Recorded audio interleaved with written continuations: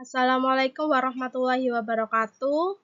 Saya Anissa Lailatul Ramadini dengan NIM 114230026. Pada kesempatan kali ini saya akan membahas mengenai proses pengujian material pada pembuatan storage tank kapasitas 250 BBL yang mengacu pada Bill of Material atau BOM di PT Budalaya Energi Indonesia.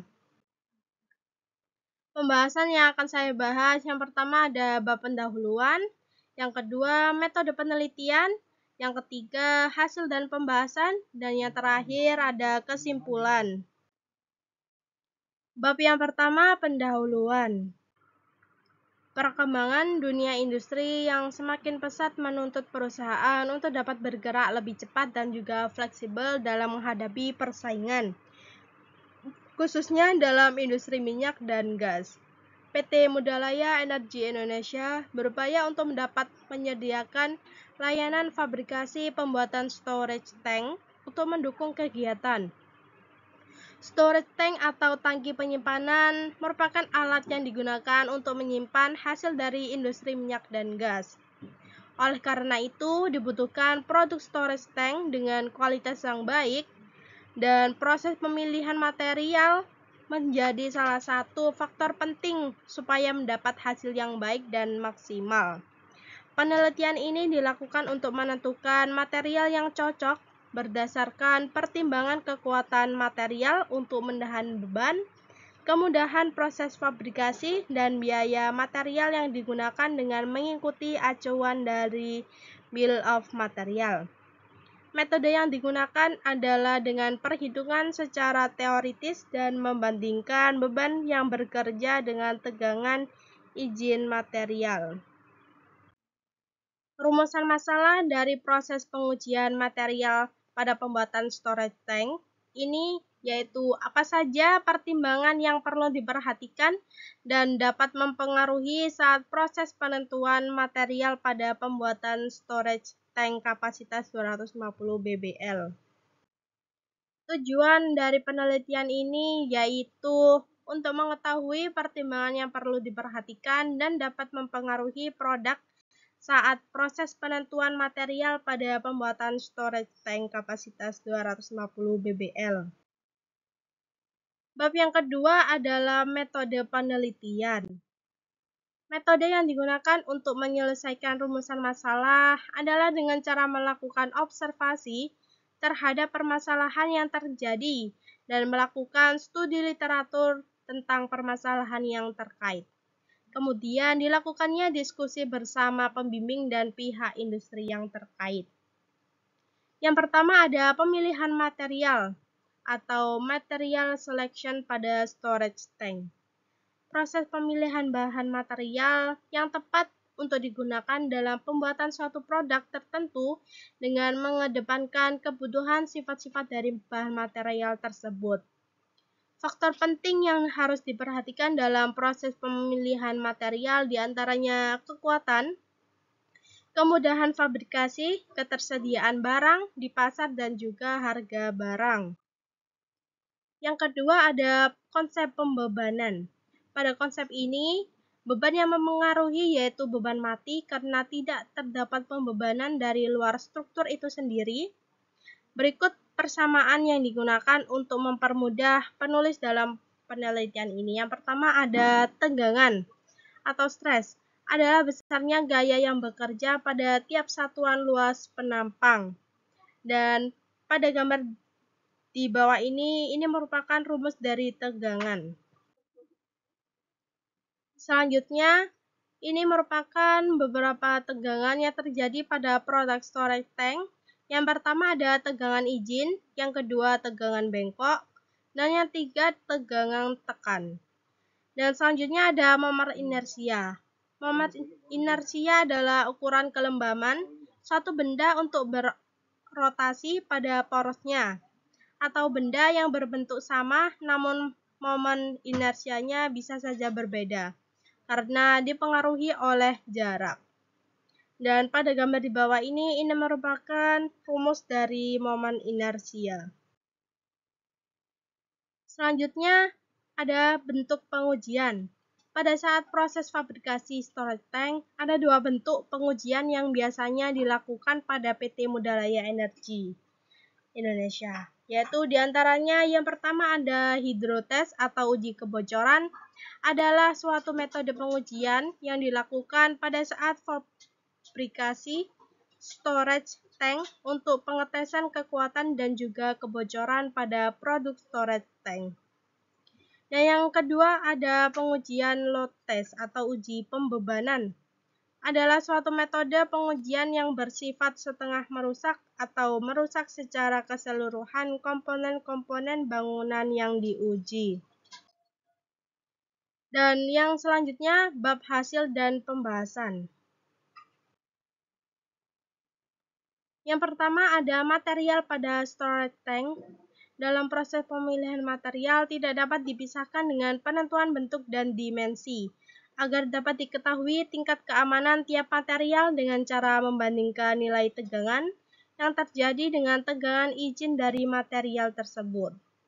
Material yang digunakan dalam pembuatan storage tank harus disesuaikan dengan ketersediaan di pasaran. Ini merupakan tabel data umum storage tank yang meliputi ukuran panjang, lebar, tinggi, kapasitas atau volume, berat, dan juga isi tangki. Untuk selanjutnya, data material properti yang digunakan pada storage tank. Yang pertama ada material SS400, yaitu struktural steel 400, merupakan sebuah baja karbon rendah yang sesuai standar JIS atau Japanese Industrial Standard G3101, dan baja ini digolongkan ke dalam baja panduan rendah. Dan yang kedua ada material A105, merupakan spesifikasi material yang digunakan untuk komponen perpipaan baja karbon tempa berdasarkan standarisasi ASTM atau American Society for Testing and Material. Dan material A105 digunakan untuk material seperti pipa, flank, blind flank, dan juga elbow. Selanjutnya ada Bill of Material atau BOM atau disebut dengan daftar bahan. Dokumen yang menyajikan daftar semua bahan dan komponen yang dibutuhkan untuk membuat atau memproduksi sebuah produk. Bill of Material biasanya mencantumkan informasi tentang jumlah, jenis, dan spesifikasi teknis dari setiap bahan dan komponen yang dibutuhkan, serta instruksi tentang cara menggabungkan bahan dan komponen tersebut untuk membuat produk yang diinginkan. Ini merupakan tabel daftar BOM atau Bill of Material.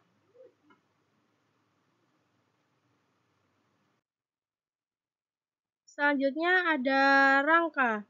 Rangka merupakan suatu struktur yang terdiri dari serangkaian elemen dan saling terhubung yang berfungsi untuk mempertahankan atau menopang kekuatan sebuah konstruksi. Material rangka pada storage tank dengan kapasitas 250 barel atau 40.000 liter menggunakan bahan SS400. Bahan SS400 termasuk ke dalam jenis baja karbon rendah. Kemudian sambungan tiap material pada rangka menggunakan sambungan pengelasan SMAW untuk penempelan sementara atau penitikan, dan untuk pengelasan GMAW untuk full joint. Dan pada gambar di samping ini merupakan rangka base pada storage tank. Selanjutnya ada plat. Pada proses fabrikasi storage tank dibutuhkan material plat dengan pertimbangan yaitu mempunyai kekuatan menahan beban dan zat fluida atau minyak dan tahan korosi. Maka dari itu menggunakan bahan SS400 dengan karakteristik untuk plat dengan ketebalan lebih kecil dari 16 mm, yaitu nilai kekuatan luluh dan nilai kekuatan tarik sebesar 400 sampai 510 MPa. Dan yang ketiga ada sistem perpipaan. Pipa yang digunakan harus mempunyai ketahanan yang tinggi pada saat mengalirkan fluida, mudah diperoleh, dan baik dalam pengelasan. Berdasarkan pertimbangan tersebut, maka jenis material yang cocok yaitu A105, P616, karena material tersebut mempunyai kekuatan pressure nominal sebesar 1,6 MPa, di mana tekanan fluida yang mengalir pada sistem perpipaan lebih kecil nilainya dari tekanan maksimum pada material yang digunakan. Maka material A105 aman digunakan pada pembuatan storage tank. Hasil pengujian. Yang pertama ada kekuatan material. Berdasarkan perhitungan pembebanan yang telah dilakukan menggunakan persamaan yang ada di atas, maka hasil perhitungan yang terjadi pada material struktur rangka dapat dilihat pada tabel gambar di sebelah ini.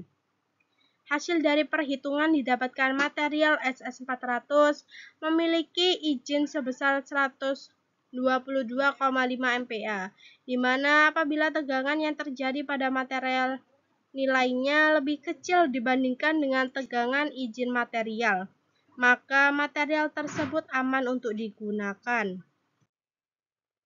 Yang kedua ada biaya material. Dalam proses pemilihan material yang digunakan untuk storage tank kapasitas 250 bbl, menentukan harga material sangat penting untuk menentukan harga jual dari suatu produk. Biaya material yang diperhitungkan yaitu meliputi harga pembelian material dan tidak termasuk biaya pada saat fabrikasi storage tank. Pada tabel 3.3 dapat dilihat rincian biaya yang digunakan untuk pembuatan storage tank kapasitas 250 bbl. Ini merupakan biaya material. Dan untuk bab yang terakhir yaitu kesimpulan.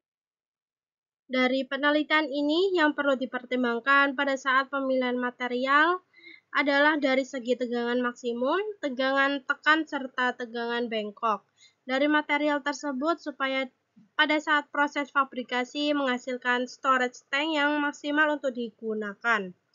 Berdasarkan penelitian dan perhitungan yang telah dilakukan, didapatkan hasil dari tegangan yang terjadi pada material dalam kondisi penuh sebesar. Yang pertama ada besi wing flank 1 mendapatkan tegangan maksimum sebesar 122,5 MPa, tegangan tekan sebesar 16,881,25 MPa, dan tegangan bengkok sebesar 74,5158 MPa. Dan yang kedua ada besi wing flank 1 mendapatkan tegangan maksimum 45,665 MPa, tegangan tekan 16,881,25 MPa, dan tegangan bengkok sebesar 27,7648 MPa. Dan yang terakhir ada besi hollow 1 mendapatkan tegangan maksimum dan tegangan bengkok sebesar 56,8663 MPa dan 56,923 MPa.